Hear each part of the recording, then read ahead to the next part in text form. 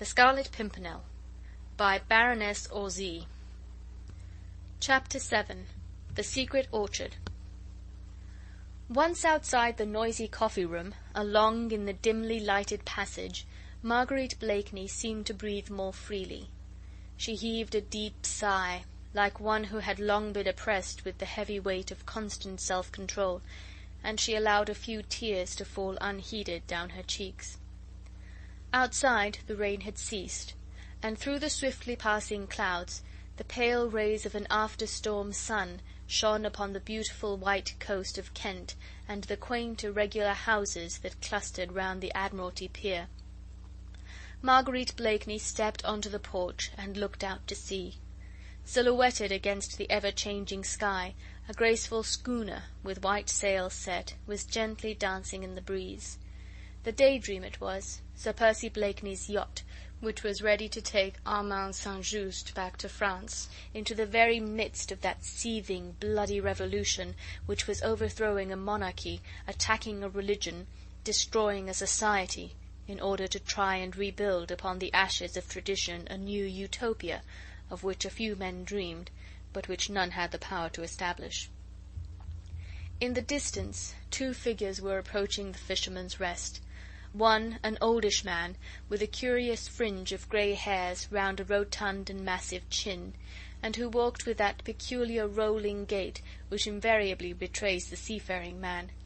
The other, a young, slight figure, neatly and becomingly dressed in a dark, many-caped overcoat. He was cleanly shaved, and his dark hair was taken well back over a clear and noble forehead. "Armand!" said Marguerite Blakeney, as soon as she saw him approaching from the distance, and a happy smile shone on her sweet face, even through the tears. A moment or two later, brother and sister were locked in each other's arms, while the old skipper stood respectfully on one side. "How much time have we got, Briggs?" asked Lady Blakeney, "before Monsieur St. Just need go on board?" "We ought to weigh anchor before half an hour, your ladyship," replied the old man, pulling at his grey forelock. Linking her arm in his, Marguerite led her brother towards the cliffs. "Half an hour," she said, looking wistfully out to sea. "Half an hour more, and you'll be far from me, Armand. Oh, I can't believe that you are going, dear. These last few days, whilst Percy has been away, and I've had you all to myself, have slipped by like a dream." "I'm not going far, sweet one," said the young man gently. "A narrow channel to cross, a few miles of road. I can soon come back. Nay, it is not the distance, Armand, but that awful Paris, just now." They had reached the edge of the cliff. The gentle sea breeze blew Marguerite's hair about her face, and sent the ends of her soft lace fichu waving around her, like a white and supple snake. She tried to pierce the distance far away, beyond which lay the shores of France, that relentless and stern France which was exacting her pound of flesh, the blood tax, from the noblest of her sons. "Our own beautiful country, Marguerite," said Armand, who seemed to have divined her thoughts. "They are going too far, Armand," she said vehemently. "You are a republican, so am I. We have the same thoughts, the same enthusiasm for liberty and equality, but even you must think that they are going too far." "Hush!" said Armand, instinctively, as he threw a quick, apprehensive glance around him. "Ah, you see, you don't think yourself that it is safe even to speak of these things here in England." She clung to him suddenly with strong, almost motherly passion. "Don't go, Armand," she begged. "Don't go back. What should I do if Her voice was choked in sobs.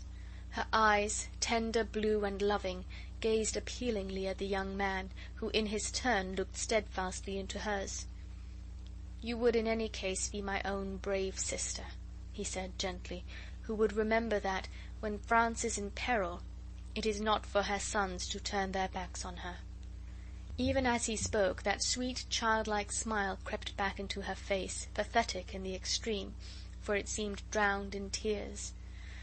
"Oh, Armand," she said quaintly, "I sometimes wish you had not so many lofty virtues. I assure you little sins are far less dangerous and uncomfortable. But you will be prudent," she added earnestly. As far as possible, I promise you. Remember, dear, I have only you to care for me." "Nay, sweet one, you have other interests now. Percy cares for you." A look of strange wistfulness crept into her eyes as she murmured, "He did once." "But surely—" "There, there, dear, don't distress yourself on my account. Percy is very good." "Nay," he interrupted energetically, "I will distress myself on your account, my Margot. Listen, dear, I have not spoken of these things to you before. Something always seemed to stop me when I wished to question you. But somehow I feel as if I could not go away and leave you now without asking you one question. You need not answer it if you do not wish," he added, as he noted a sudden hard look, almost of apprehension, darting through her eyes. "What is it?" she asked simply. "Does Percy Blakeney know that... I mean, does he know the part you played in the arrest of the Marquis de St. Cyr?" She laughed, a mirthless, bitter, contemptuous laugh, which was like a jarring chord in the music of her voice. "That I denounced the Marquis de St. Cyr, you mean, to the tribunal that ultimately sent him and all his family to the guillotine? Yes, he does know. I told him after I married him." "You told him all the circumstances which so completely exonerated you from any blame?" "It was too late to talk of circumstances. He heard the story from other sources. My confession came too tardily, it seems. I could no longer plead extenuating circumstances. I could not demean myself by trying to explain. And now I have the satisfaction, Armand, of knowing that the biggest fool in England has the most complete contempt for his wife."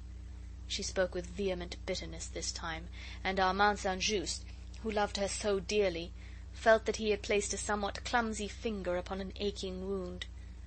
"But Sir Percy loved you, Margot," he repeated gently. "Loved me?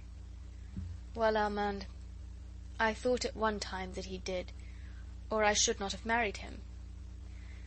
I dare say," she added, speaking very rapidly, as if she were about to lay down a heavy burden which had oppressed her for months, "I dare say that even you thought, as everybody else did, that I married Sir Percy because of his wealth. But I assure you, dear, that it was not so. He seemed to worship me with a curious intensity of concentrated passion which went straight to my heart. I had never loved anyone before, as you know, and I was 24 then, so I naturally thought that it must not be in my nature to love. But it has always seemed to me that it must be heavenly to be loved blindly, passionately, wholly, worshipped, in fact, and the very fact that Percy was slow and stupid was an attraction for me, as I thought he would love me all the more. A clever man would naturally have other interests, an ambitious man other hopes. I thought that a fool would worship and think of nothing else, and I was ready to respond, Armand. I would have allowed myself to be worshipped, and given infinite tenderness in return." She sighed, and there was a world of disillusionment in that sigh. Armand St. Just had allowed her to speak on without interruption. He listened to her, whilst allowing his own thoughts to run riot. It was terrible to see a young and beautiful woman, a girl in all but name, still standing almost at the threshold of her life, yet bereft of hope, bereft of illusions, bereft of all those golden and fantastic dreams which should have made her youth one long, perpetual holiday. Yet perhaps, though he loved his sister dearly, perhaps he understood.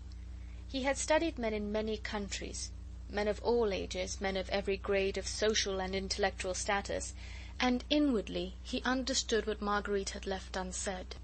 Granted that Percy Blakeney was dull-witted, but in his slow-going mind there would still be room for that ineradicable pride of a descendant of a long line of English gentlemen. A Blakeney had died on Bosworth Field, another had sacrificed life and fortune for the sake of a treacherous Stuart, and that same pride, foolish and prejudiced as the Republican Armand would call it, must have been stung to the quick on hearing of the sin which lay at Lady Blakeney's door. She had been young, misguided, ill-advised perhaps. Armand knew that. Her impulses and imprudence knew it still better. But Blakeney was slow-witted. He would not listen to circumstances. He only clung to facts, and these had shown him Lady Blakeney denouncing a fellow man to a tribunal that knew no pardon, and the contempt he would feel for the deed she had done, however unwittingly, would kill that same love in him, in which sympathy and intellectuality could never have had a part.